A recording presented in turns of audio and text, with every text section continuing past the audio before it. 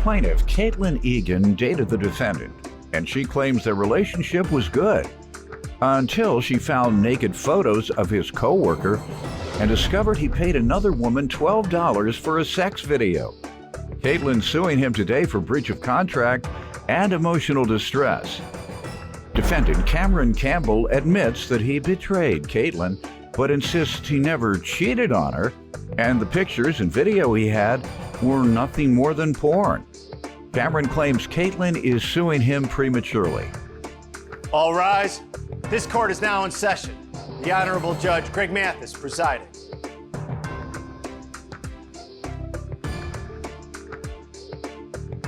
You may now be seated. Start with you. All right. We dated for 2 years. Beginning when? In 2016. Was that insignificant? You think maybe could be 16? Okay. Yes. How'd it go?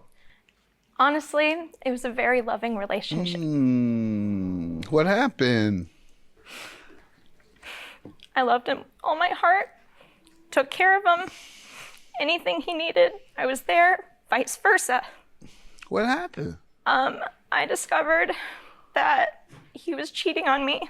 Oh, maybe you were mistaken. He was talking to a coworker, looking at her nude photos, calling her sexy, asking how old she was. You're a fool. You got a woman talk like this, how much she loved you deeply, and you got caught with that nonsense? I decided when you that I approached was him about it, what did he say? I spent a day to myself to think. Then I talked to him later.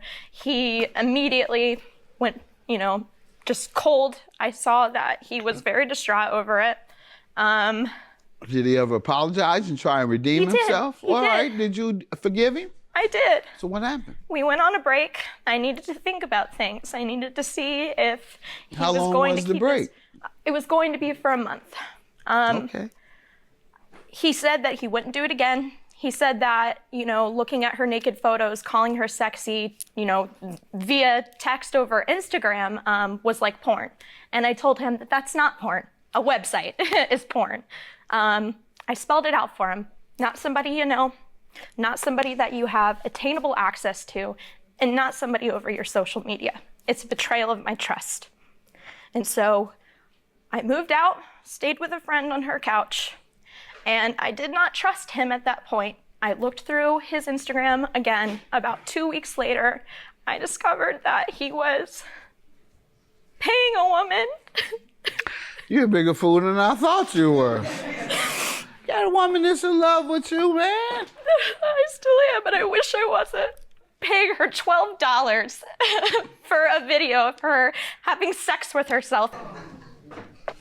They're doing everything out here now. And so when I found out, I left work that moment and waited for him in our home. Do you think he's actually been intimate with any of these women? I want to believe that he wasn't, but honestly, I don't know. Because I was not like expecting he is. It doesn't sound like he is. He's just going to the stuff that you say you're saying.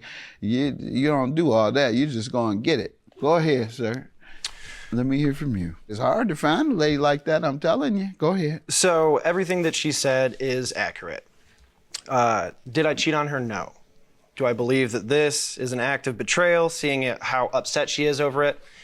I definitely think it constitutes it to a certain degree, but it was just porn. Yeah, and that happens, I'm telling you, ma'am. I had a friend, his girlfriend called me.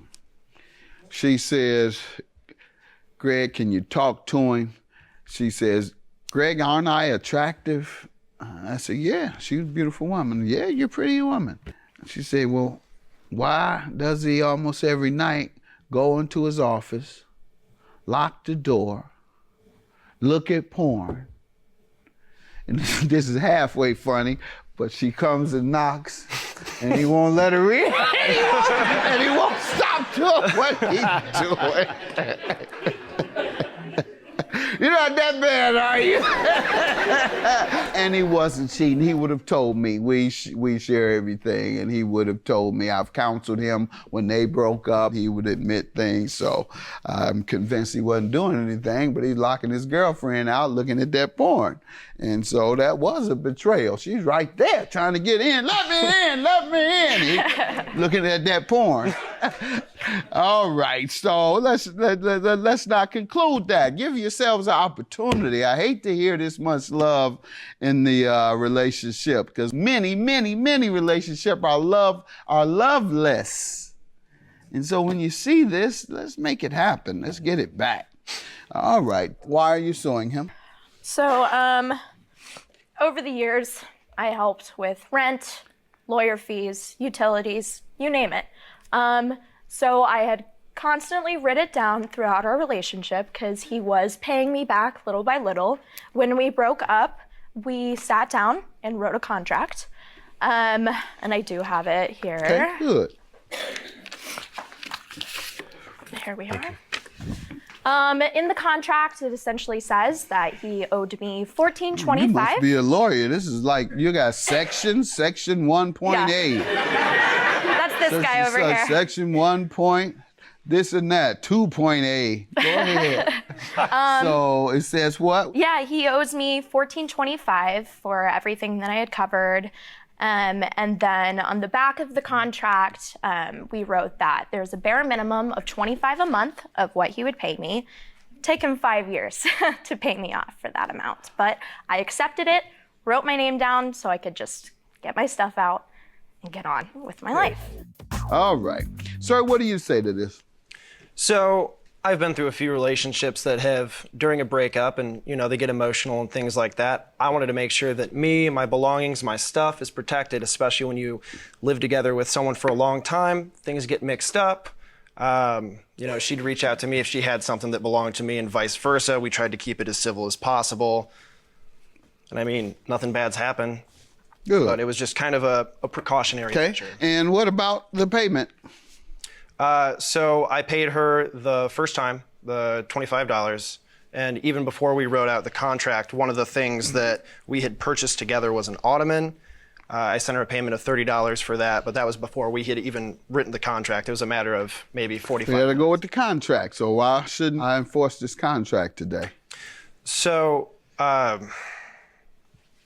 the contract itself, I don't think that there was a late payment.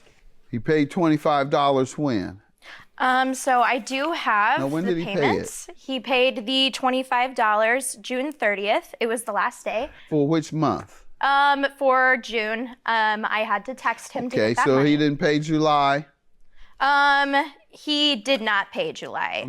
You've breached, because even you said that you only gave $25. She has a right to sue immediately upon breach.